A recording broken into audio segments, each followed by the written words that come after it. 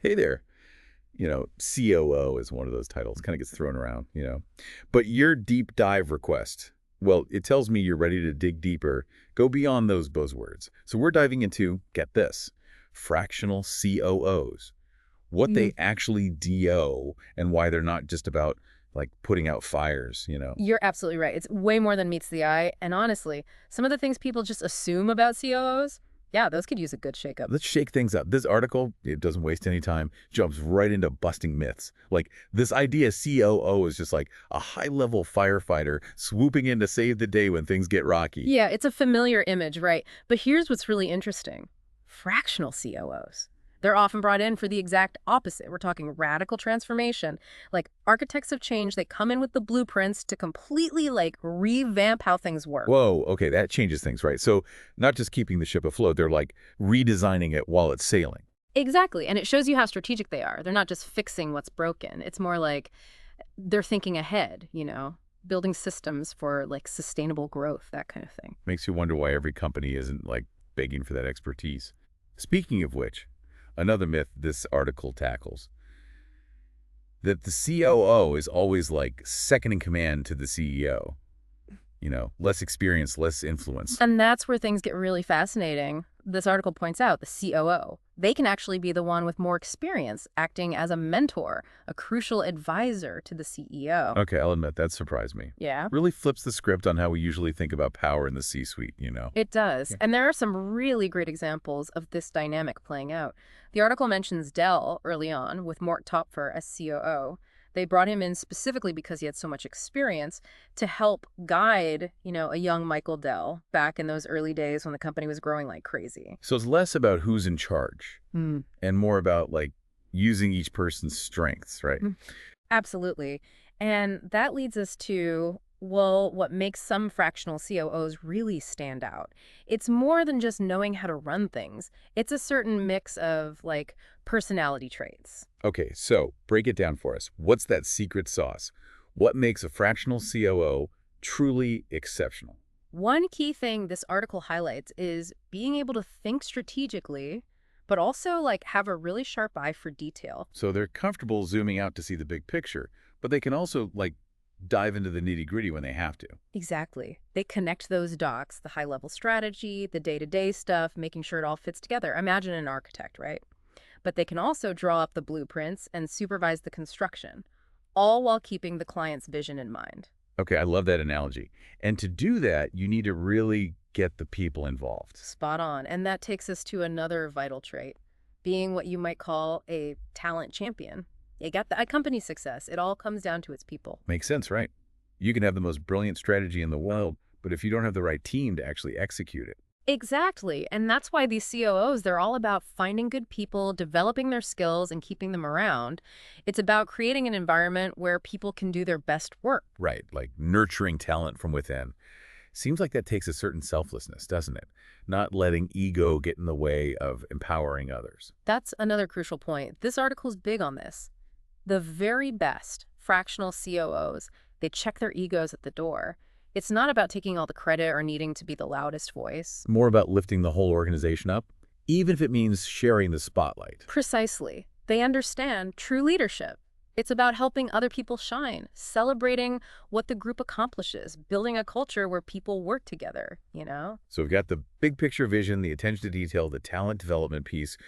What else is in the toolkit of these amazing fractional COOs? The article emphasizes how much they rely on data. They don't go on gut feeling, they go on evidence. Data-driven decision-making, that's key. It's like having this analytical superpower, using data to light the way forward. Exactly. You're taking the guesswork out, Mm. right? Getting rid of biases. Yeah. So a really good fractional COO, they might look at, oh, I don't know, key performance indicators or maybe customer data, how different groups of customers are, or even like what's going on in the whole market, all to make smarter decisions to get the most impact. That's it. It's all about being really rigorous. Now, there's this assumption, right, that fractional COOs, they're mostly for these huge, complicated companies, the ones, massive org charts, offices all over the place. Right, the kind of companies where it feels like nobody really knows what's going on half the time. Exactly. But this article, it says, not so fast. Even smaller companies, ones that are more, adaptable, they can get a ton of value from a fractional COO, especially if they're still figuring out how they want to run things structurally. So it's like they get that top-level expertise without needing to create a whole new position. Yeah, that's a great way to put it. It's bringing in that special knowledge when and where it matters most. And especially in today's world, right?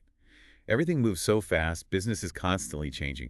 Seems like having a fractional COO could be a huge advantage. It's like having a secret weapon. Well You put. can use it strategically when you hit those growth phases or the market goes haywire. I like that. Now, switching gears a bit, something that really struck me about this article, how it challenges all those old school assumptions about leadership, like what it actually means to be a leader, no matter your title. Yeah, I love that part. It's so relevant to anyone who is a leader or wants to be one. The author, Peshawariya, he cuts right through all the BS, gets to the heart of what real leadership is. Lay it on me. What were some of those aha moments? One of the first things he tackles is this idea that leadership is all about influencing other people. Right, like he's so influential. You hear that all the time. Yeah, but Peshawariya, he says, while influence matters, it's really a result of something way more important, leading by example. You mean actually walking the walk? Exactly. It's about living those values you want to see in other people, the work ethic, the dedication. It's about authenticity, right? Like Yeah. being real, leading with integrity. 100%. Which makes me think fractional COOs, they often have to like navigate these tricky situations, right? So if they're not relying on just being the boss, how do they actually become leaders, especially in a company where they're the new kid on the block? Such a good point, and that takes us to Peshawari's next point. Formal authority. It doesn't equal leadership. Just because someone's got the fancy title, the corner office, doesn't make them the leader. It's about earning that respect, not just expecting it. Exactly. And for fractional COOs, their leadership, it usually comes from knowing the business inside and out, being able to connect with people on every level, and getting things done. It's about being in the trenches with the team, showing you're not afraid to get your hands dirty. And that's why those relationships are so important for a fractional COO to be successful. It all comes back to that, doesn't it? It's about collaboration, not just barking orders. Exactly. And that ties right back into the Twitter example we talked about before. Oh yeah, when they brought in a new COO and it totally backfired. It's a perfect example of what not to do. A good fractional COO, they get that real change, lasting change. It takes time. They're not trying to force things. They're working within the system, right? Yes. Guiding, empowering the team toward a common goal. It's like the difference between slapping a Band-Aid on something and actually fixing the problem. And speaking of long-term success, the article also mentions how important mentorship is for fractional COOs. Especially in those first few months, I bet. Exactly. Having a mentor inside the company can make a huge difference. It's about having someone to go to for advice, to share knowledge about how things really work. Like having a guide, right, to help them get settled and make the biggest impact. Totally. It's a win-win for everyone. It shows how bringing in a fractional COO isn't just about plugging a hole in the operation. It's strategic, right? You're bringing in expertise, experience, a fresh perspective. It's about recognizing that they're not a quick fix. They're a partner. Couldn't have said it better myself. Now, since we're talking about navigating those tricky situations, I think it's worth getting into those first few months after a fractional COO joins up. The article calls those first 100 days critical. They are. It's a big transition for both the COO and the company. You'd think it'd be all about diving right in, making a big splash, instant results, right? You'd think so.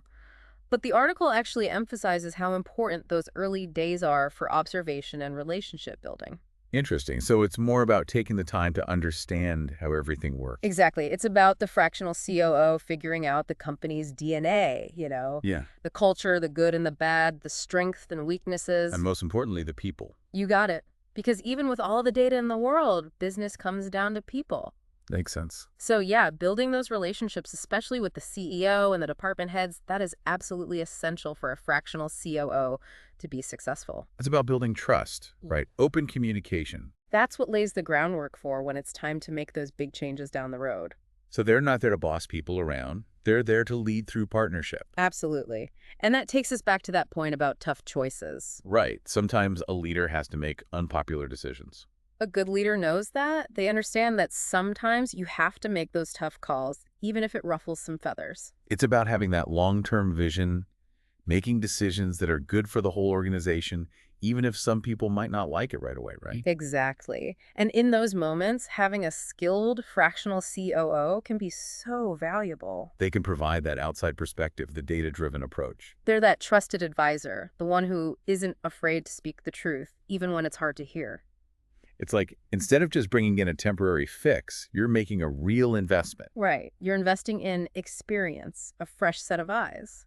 And on that note, there's this one line from the article that really stuck with me. It said, COOs have the power to change the organization. That's powerful stuff. It is. So as we're thinking about the potential of fractional COOs, I think it's worth asking, how could that power, how could that change play out in different fields? What opportunities are out there that maybe we're not even seeing yet? Those are the questions, right? It's clear these fractional COOs, they're not just a fad. They're changing how we think about leadership, about how organizations actually work. Absolutely. Yeah, And on that note, think about all these possibilities. I think we'll wrap up this deep dive. sounds good to me. Until next time, everyone, keep exploring, keep asking those insightful questions, and hey, never underestimate, the power of a strategic leader, Yeah. someone who can really make things happen.